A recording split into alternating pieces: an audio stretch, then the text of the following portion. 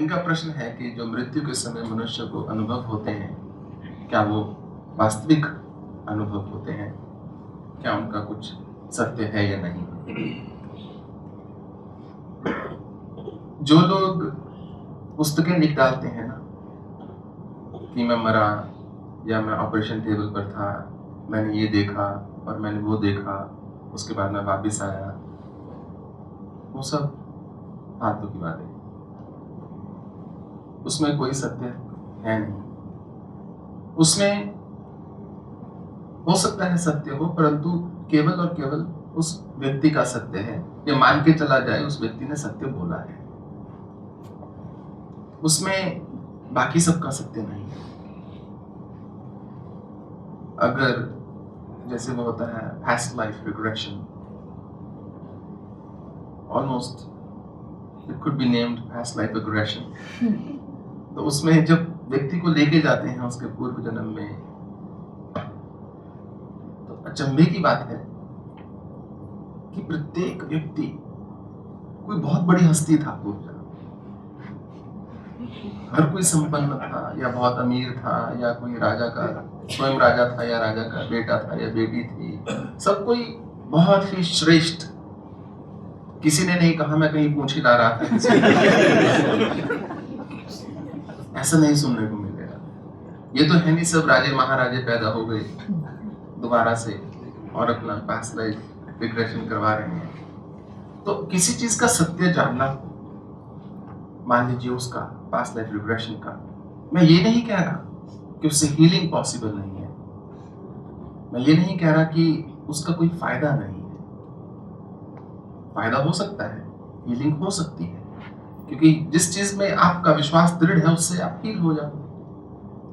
मैं मात्र इतना कह रहा हूं कि वो जो सत्य है उस पर मुझे थोड़ा भरोसा नहीं है। जो मनुष्य अपने जीवन के पहले 2 साल में बता सके मेरे साथ क्या घटित हुआ, वो 2 साल से पहले भी बता सकता है कि गर्भ में क्या घटित हुआ या उससे पहले क्या घटित हुआ। तो यदि वास्तव में उस चीज की परीक्षा लेनी हो तो उससे पूछा जाओ, अच्छा सिर्फ पहले 2 साल का बता दो, वो शायद नहीं बता पाएगा। तो जो मृत्यु तुल्य या मृत्यु के निकट जो मनुष्य को अनुभव होते हैं, वो तो वही व्यक्ति बता सकता है कि उसने क्या देखा या क्या सुना या क्या उसका अनुभव था। वो एक सापेक्ष सत्य है, रिलेटिव ट्रूथ है, जरूरी नहीं कि वो सबका सत्य हो। और दूसरी बात, इस प्रश्न का उत्तर जानकर कोई भी क्या करे। जब हमारे मृत्यु का समय आएगा, मुझे नहीं लगता हम कोई किताब लेकर बैठे होंगे कि मैं लिखने जा रहा हूं, क्या देखने वाला हूं। ऐसा तो होने वाला है नहीं। जैसे मैंने एक बार किसी को सुना था कि जो लोग घड़ियां बनाती हैं, जो कंपनियां, वो ना जाने वाटर रेजिस्टेंस को लेकर इतना क्यों पैशनेट हो जाती हैं कि घड़ी 20 मीटर पानी में नीचे जा सकती है, 1000 मीटर नीचे जा सकती है, 2000 मीटर नीचे जा सकती है। इतना नीचे कौन जाएगा? अगर मैं कुछ मीटर नीचे हूं, मैं तो डूब रहा हूं उस समय, मुझे नहीं लगता उस समय बोलूंगा वो ये घड़ी नहीं चल रही है, इसको भी इसी समय बंद होना है, क्या यही मेरा दिन है, सब कुछ गलत हो रहा है, उलट हो रहा है। तो जब मृत्यु का समय आएगा, उस समय इन्हीं किन्हीं चीजों का कोई विचार नहीं रह जाएगा, लेश मात्र भी नहीं। उस समय जिस प्रकार का आपने जीवन जिया है, वही बस आपके आगे जो है चलचित्र की भांति चल रहा होगा निरंतर।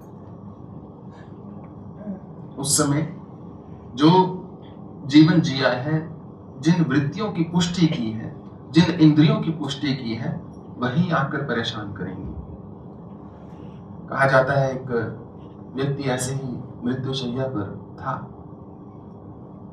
और उसके 3 बेटे थे और बेटी थी, और जो पत्नी है वो संग में खड़ी हुई थी।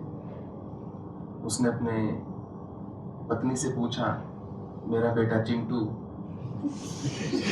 यहाँ पर है क्या? उसने बोले जी आप चिंता मत करो, यहीं पर है। अच्छा पिंटू भी क्या है? उसने बोला हाँ पिंटू भी यहीं पर है। अच्छा मिंटू मिंटू भी यहीं पर है। और हमारी बेटी रजनी वो भी यहीं पर है। आप सब आपके साथ हैं, आप शांत रहिए। अरे दुकान पे कौन खड़ा है? सब लोग यहाँ आ गए तो दुकान पे कौन देख रहा है? उस समय उसको केवल दुकान की चिंता है, क्योंकि उसने जीवन पर्यंत अपनी दुकान को देखा है। अंत काल में मनुष्य के मन में वही विचार आते हैं जो उसने जीवन पर्यंत किया होता है। इसलिए जो समस्त जीवन की भक्ति होती है, जो साधना होती है, उसका एक मूल उद्देश्य यह भी होता है कि जब मरने का समय आए, उस समय, उस क्षण मैं उसका चिंतन कर सकूं जिसका मैं चिंतन करना चाहता हूं। मैं चिंताओं का चिंतन न करूं, मैं उसका चिंतन कर सकूं जिसमें जाकर मुझे मिलना है। यम यम अपि स्मरण भावम त्यज्यत्यन्ते कलेवरम तम तमैविति कौन्तेय सदा तद्भाव भाविता। कौन्तेय, मनुष्य अंत समय में जिस भाव में होता है, जिस चीज का स्मरण कर रहा होता है, उसी के अनुरूप उसको उसका दूसरा जन्म मिलता है। जो धर्म के शास्त्रों में लिखा हुआ है, चाहे वो किसी भी धर्म के क्यों ना हो, मेरा ऐसा मानना है कि उस पर विश्वास करना ज्यादा श्रेयस्कर है बजाय कि किसी की आजकल की लिखी किताब जिसमें उसने बोला कि मैं मर रहा था, मुझे हार्ट अटैक हो गया, फिर मैं जीवित हो गया, मैंने ये देखा वो देखा। बहुत अच्छा भैया आपने देखा, खुश रहो, पर उसको लेकर हम अपना जीवन नहीं बिता सकते। तो इसलिए अगर दिन में, जीवन काल में नित्य कर्म किया हो, जीवन काल में ईश्वर का स्मरण किया हो, जीवन काल में चिंतन किया हो, तो अंत समय में आसानी से मनुष्य जो है निकल जाएगा शरीर से। अंत काले च मामेव स्मरण मुक्ता कलेवरम यह पर्याति समद्भावम नास्ति यत्र संशय। इसको निसंशय जान लो कौनते कि जो मनुष्य अंत समय में कलेवर अर्थात अपने शरीर रूपी वस्त्र का त्याग करता है, मेरा चिंतन करता हुआ, वो मुझी में प्रविष्ट होता है, इसमें कोई संशय नहीं है। इतना सा गणित है कि जिस समय आप शरीर त्याग रहे हैं, उस समय आप किस चिंतन में हैं। कहीं मैंने कहानी पढ़ी थी, एक जैसे हॉस्पिस होता है जहां पर टर्मिनल पेशेंट्स की केयर की जाती है। वैसे तो everybody is a terminal patient, but जिनको थोड़ा ज्यादा टर्मिनल बताया जाता है। तो वहां पर एक ओल्ड लेडी थी, I read it in a Jewish book। वो ओल्ड लेडी की एक नर्स ने बहुत केयर की, हद से ज्यादा, आउट ऑफ द वे जाके। वो नर्स के कोई संतान नहीं थी, बहुत सालों से वो ट्राई कर रहे थे, कोई संतान नहीं थी, और उसने सेवा बहुत की। उसने बहुत सेवा की तो उस ओल्ड लेडी ने बोला, ये सत्य घटना है, उस ओल्ड लेडी जो उस वृद्धा स्त्री ने उसको बोला, उस नर्स को, by God, she said, when I go up there, I'm going to send a baby down for you. I'm going to beg God to give you a baby। क्योंकि उसका वो विश्वास था कि स्पिरिट जो है जाएगी और हेवन में जाएगी, वहां पर भगवान होंगे, भगवान से वो बात करेगी। उसका जो संसार था वो उसके सत्य पर आधारित था कि जब मैं ऊपर जाऊंगी, मैं तुम्हें वायदा करती हूँ, तुम्हें वचन देती हूँ कि तुम्हारे लिए एक शिशु को अवश्य भेजूंगी नीचे।